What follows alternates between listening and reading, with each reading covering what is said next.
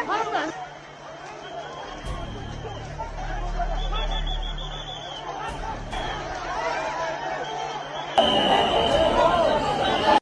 સુધી જે આંદોલન 20 થી 30 દિવસ સુધી શાંતિપૂર્ણ રીતે ચાલતું હતું, ત્યારે હવે આજે આંદોલનમાં અનેક નવા મોડ આવ્યા છે, જેમાંથી પાછું ફરવાનું લાગે છે કે કોઈ રસ્તા જ નથી. હવે આંદોલનની આ દિશા ગમે એ તરફ ફંટાઈ શકે છે. દેશનું ભવિષ્ય કહેવાતા વિદ્યાર્થીઓ, એ 10,000 વિદ્યાર્થીઓ એક સાથે મળીને પોતાના હક માટે, પોતાના ન્યાય માટે જ્યારે રસ્તા ઉપર ઉતરી આવે ને, ત્યારે સત્તાધીશોના સિંહાસનો પણ ડોલવા લાગે છે. દિલ્હીની છાતી પર હાલ એક જ દ્રશ્યો જોવા મળે છે, એ છે ન્યાયની જંગના.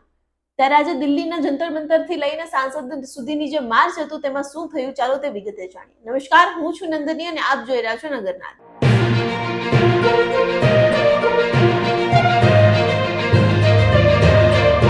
સાંસદના સત્રનો આજે પહેલો દિવસ હતો. બરાબર આજે એ જ સમયે હજારો વિદ્યાર્થીઓ અને યુવાનોએ મળીને દિલ્હીના જંતર મંતરથી એક કૂચ આદરી, ચાલો સાંસદની. દેશભરમાંથી એકઠા થયેલા આ યુવાનો વહેલી સવારથી જ મક્કમ પગલે આગળ વધી રહ્યા હતા, પરંતુ તંત્રએ તેમને રોકવા માટે ચારેય બાજુ લોખંડી બેરીટેક્સ લગાવી દીધા. વિદ્યાર્થીઓ પાસે આ કૂચની મંજૂરી ન હતી. કેમ?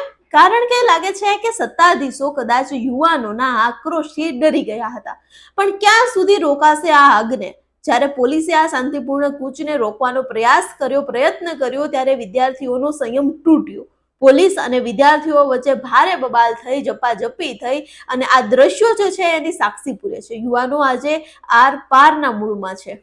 ત્યારે લોખંડી બેરીટેક્સ તોડીને પણ વિદ્યાર્થીઓ દોડી રહ્યા છે. ગ્રાઉન્ડ પર હાજર રહેલા સીજીપી અભિજીત દીપકે પણ બુલંદ અવાજમાં કહી દીધું કે હવે અમને કોઈ પણ રોકી શકશે નહીં. પણ તમે આ તંત્રની રમત તો જુઓ. સોશિયલ મીડિયા ઉપર ડ્રોન ફૂટેજ વાયરલ થઈ રહ્યા છે. જેવી રીતે કીડીઓ ઉભરાય છે, તેવી રીતે દિલ્હીના રસ્તા ઉપર વિદ્યાર્થીઓનો ચકજામ મચ્યો છે. પોતે ન્યાય મેળવવા માટે, પોતાના હકની લડાઈ માટે તેઓ નારા લગાવી રહ્યા છે. રસ્તા ઉપર, વરસાદી રસ્તા ઉપર પણ તેઓ દોડી રહ્યા છે. ત્યારે બીજી તરફ તંત્ર શું કરે છે? તો આ તરફ દિલ્હી પોલીસ ટ્વીટ કરીને એવું કહી રહી છે કે સોશિયલ મીડિયા ઉપર ખોટી અફવાઓ ફેલાવવામાં આવી રહી છે. પોલીસ તથા જે પ્રદર્શનકારીઓ છે તેના વચ્ચે કોઈ પણ જાતની બબાલ થઈ જ નથી. પણ હું પૂછવા માંગુ છું એ તંત્રને કે જે આ દ્રશ્યો કેમેરામાં કેદ થયા છે, એ શું હવે જૂઠું બોલે છે? કેમેરામાં જેવી રીતે સાફ દેખાય છે કે તંત્ર દ્વારા આ આક્રોશને દબાવવાના નિષ્ફળ પ્રયાસો કરવામાં આવી રહ્યા છે. આ આખા આંદોલનના કેન્દ્ર બિંદુ એવા સોનમ વાંચુક હાલ હોસ્પિટલમાં છે. તેમણે જ આ શાંતિપૂર્ણ સાંસદ માર્ચનું એલાન કર્યું હતું. દિવસોથી ભૂખ્યા અને તરસ્યા બેઠેલા આ વિદ્યાર્થીઓમાં આજે 3 વિદ્યાર્થીઓએ પોતાની ભૂખ હડતાળ પણ તોડી છે. આ આકાશમાંથી વરસતા વરસાદ સાથે ભીંજતા શરીરે પોતાના હક માટે નારા લગાવતા વિદ્યાર્થીઓને જોઈને કોઈ પણ સંવેદનશીલ માણસની આંખો ભીની થઈ જાય. આ માત્ર કોઈ સામાન્ય વિરોધ નથી, પરંતુ આ તો એ વિદ્યાર્થીઓના મા બાપના આંસુઓનો બદલો છે કે જેમને આ ખામીયુક્ત શિક્ષણ વ્યવસ્થાના કારણે જેના સપનાઓ રડી નાખ્યા છે. શિક્ષણ વ્યવસ્થાની લાચારી અને નિર્દોષ વિદ્યાર્થીઓના જે મોતના આંકડા છે, હાલ આજે જંતર મંતરમાં ચીસો પાડીને સવાલ પૂછી રહ્યા છે, માંગ કરી રહ્યા છે. હવે આ લડાઈ એ સીમાએ આવી ગઈ છે કે કાં તો હવે સરકારને નમવું પડશે, કાં તો વિદ્યાર્થીઓ સાથે વાત કરવી પડશે અને ન્યાય આપવો પડશે, અથવા તો કે એવું લાગી રહ્યું છે હાલ કે આક્રમક આંદોલન છે હવે ઇતિહાસ ક્યારેય નહીં ભૂલી શકે. હવે જોવાનું રહેશે કે અભિજીત દીપકે આ હજારો યુવાનોની સેના દિલ્હીના આ ગરમ માહોલને કઈ દિશા લઈ જાય છે. ત્યારે આજ વહેલી સવારથી દિલ્હીના જંતર મંતરથી લઈને આજે સાંસદ તરફનો રસ્તો છે, ત્યાં વચ્ચે શું થયું, લોખંડી બેરીટેક્સ સાથે શું થયું, પોલીસ અને વિદ્યાર્થીઓ વચ્ચે કઈ જાતનો બબાલ થયો તે જોઈએ. सबसे बड़ा मार्च होने जाने वाला है जो पिछले 10-12 साल से इस देश में डेमोक्रेसी को खत्म करने की कोशिश की जा रही थी. जंतर मंतर पर आपने 1 महीना बैठकर डेमोक्रेसी को फिर से जिंदा कर दिया है. पूरे देश भर से लोग आ रहे, पूरी दिल्ली कॉकरोचेस से भर चुकी है. जब मैं यूएसए में था तब ये लोग मुझे बोलते थे रास्ते पर कोई नहीं आएगा, ये बस सोशल मीडिया ट्रेंड बनकर रह जाएगा. आज दिखा दो जंतर मंतर की तरफ जो सारे चारों रास्ते आ रहे, चारों रास्ते भर चुके हैं. दोस्तों, पहले तो आप सबका बहुत बहुत धन्यवाद, a big thank you and a very big love you to all. जो कोई नहीं कर पाया वो हम लोगों ने करके दिखाया है. आखिरी बार कब इस देश में इतना बड़ा प्रोटेस्ट हुआ था? ये हमारी जीत है, ये हमारी पहली जीत है कि हम यहाँ पर एक महीना बैठे और आज हमारा मार्च होने जाने वाला है।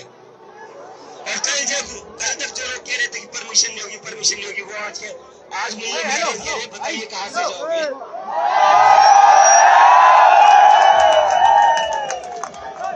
हमारे साथ इस देश का संविधान है, हमारे साथ डॉक्टर बाबा साहेब अम्बेडकर है, हमारे साथ महात्मा गांधी है। हमें अपनी आवाज रखने से कोई नहीं रोक सकता, क्योंकि हम संविधान के रास्ते पर चलेंगे। ये संविधान हमें हक देता है, अन्याय के खिलाफ लड़ेंगे।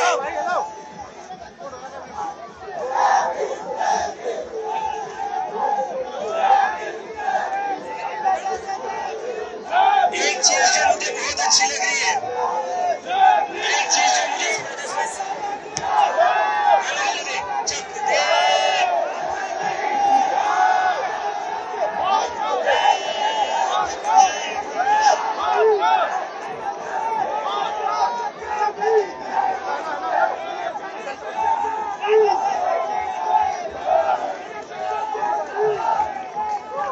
The last communication we had, his health continues to be stable.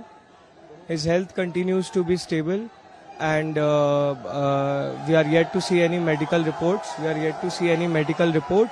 But his health continues to be stable. The plan for now, as of now, is a peaceful march to the parliament. We are so proud of everyone who has reached Jantar Mantar. We know a lot of them are not able to reach the site.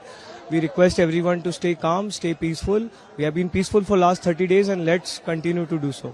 The police is trying to open a communication channel with the government, and as soon as there is some finalization, we'll let you know. Sonamji, so far he is stable and he is continuing his hunger strike, and he has sent his very best for the young protesters of this country who have finally awakened to this very difficult, very dead system that does not listen to them at all.